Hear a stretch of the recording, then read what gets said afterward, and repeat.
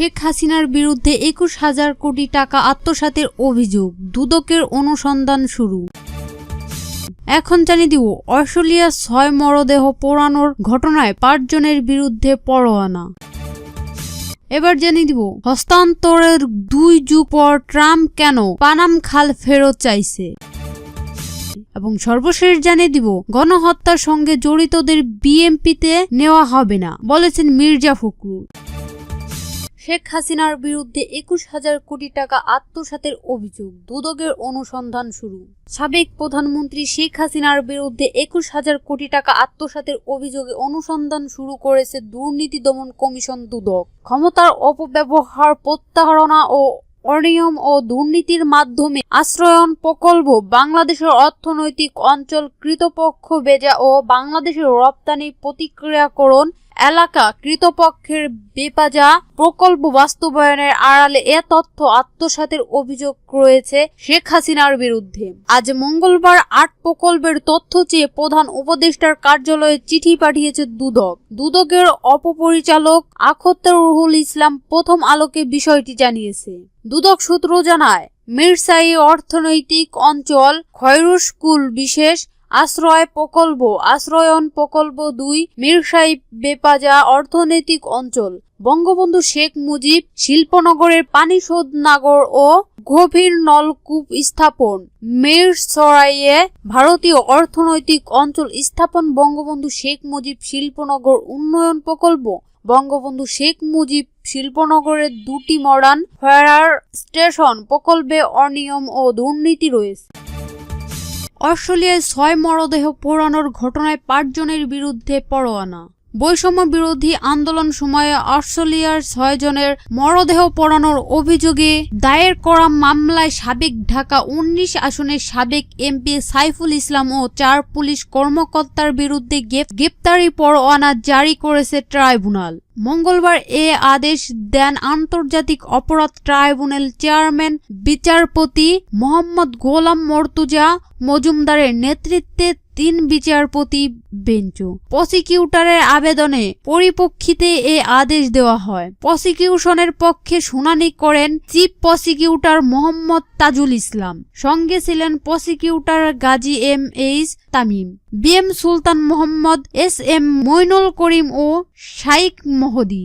এর আগে ১১ সেপ্টেম্বর শিক্ষার্থীদের আন্দোলনের সাভারে অস্ট্রেলিয়া আগুনে পুড়িয়ে ৬ জনের হত্যার অভিযোগে সাবেক প্রধানমন্ত্রী শেখ হাসিনা সহ ৭০ জনের বিরুদ্ধে ২টি অভিযোগ দায়ের করা হয়। হস্তান্তরের ২ যুগ পর ট্রাম্প কেন পানাম খাল ফেরত চাইছেন। পানামা খাল আবার যুক্তরাষ্ট্রের নিয়ন্ত্রণে নেওয়ার হুমকি দিয়েছে নবনির্বাচিত মার্কিন প্রেসিডেন্ট ডোনাল্ড ট্রাম্প। তার অভিযোগ, মার্কিন জাহাজের সঙ্গে অন্যায্য আচরণ করা হচ্ছে। এই খাল ঘিরে চীনের ক্রমবর্ধমান প্রভাব নিয়ে ইঙ্গিত করেছেন ট্রাম্প। এসব বিষয়কে যুক্তরাষ্ট্র নিজের স্বার্থের জন্য একটি উদ্বেগজনক প্রবণতা হিসেবে দেখছে। তবে ট্রাম্পের অভিযোগ নাকচ করে দিয়েছে পানামা সরকার। আসুন প্রশান্ত মহাসাগর আর আটলান্টিক মহাসাগরের মধ্যে সংযোগ স্থাপনকারী পানামা খাল সম্পর্কে একজনের ৫টি বিষয় জেনে নেওয়া যাক। ১৯৭৭ সালে পানামার জাতীয়তাবিদ নেতা ওমর তোরিজোস ও তখনকার মার্কিন প্রেসিডেন্ট জিমি কার্টার বেশি কিছু চুক্তিতে সই করেন। চুক্তির শর্ত মেনে ১৯৯৯ সালের ৩১ ডিসেম্বর পানামার কাছে এ খাল আনুষ্ঠানিকভাবে হস্তান্তর করা হয়।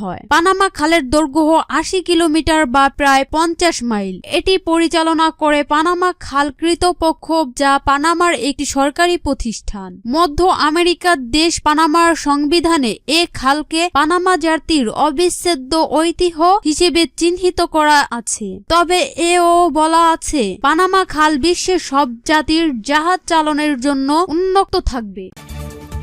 গণহত্যার সঙ্গে জড়িতদের বিএমপিতে নেওয়া হবে না বলেছেন মির্জা ফখরুল। গণহত্যার সঙ্গে জড়িত ব্যক্তিদের বিএমপিতে নেওয়া হবে না বলে জানিয়েছে দলটির মহাসচিব মির্জা ফখরুল ইসলাম আলমগীর। আজ মঙ্গলবার বেলা ১১:৩০টার দিকে ঠাকুরগাঁও প্রেস ক্লাব চতুর্থের সাংবাদিকদের সঙ্গে আলাপকালে তিনি একথা বলেন। ঠাকুরগাঁও প্রেস ক্লাব চতুর্থে ব্যক্তিদের মধ্যে শীতবস্ত্র বিতরণ করে মির্জা ফখরুল ইসলাম আলমগীর। পরে তিনি সাংবাদিকদের সঙ্গে একথা বলেন। সাংবাদিকদের সঙ্গে আলাপকালে সকালে এক সাংবাদিক বলেন, সারা দেশে বিভিন্ন জেলার আওয়ামী লীগ নেতারা বিএনপিতে যোগদান করেছে।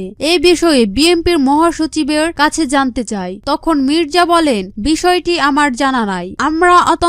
আমরা অন্যত এটুকু বলতে পারি যে আমাদের এখানে নির্দেশ দেওয়া আছে, যারা সন্ত্রাসী, যারা গণহত্যার সঙ্গে জড়িত হয়েছিল, যারা দুর্নীতি করেছে, তাদের কাউকে বিএনপিতে নেওয়া হবে না। মির্জা ফখরুল বলেন, ঠাকুরগাঁয়ের শীত বেশি হওয়ার এখানকার মানুষ খুব কষ্ট পায়। আমরা আশা করছিলাম সরকারের তরফ থেকে দ্রুত মানুষের মধ্যে শীতবস্ত্র বিতরণ করা হবে, কিন্তু এখন পর্যন্ত সেই ধরনের কোনো উদ্যোগ দেখতে পাইনি। তাই আমরা নিজেরাই দলের পক্ষ থেকে সামান্য শীতবস্ত্র সংগ্রহ করছি। আমি আশা করব সরকার এ ব্যাপারে এগিয়ে এসে শীতের দুস্থ ব্যক্তিদের মধ্যে কম্বল বিতরণ করবে।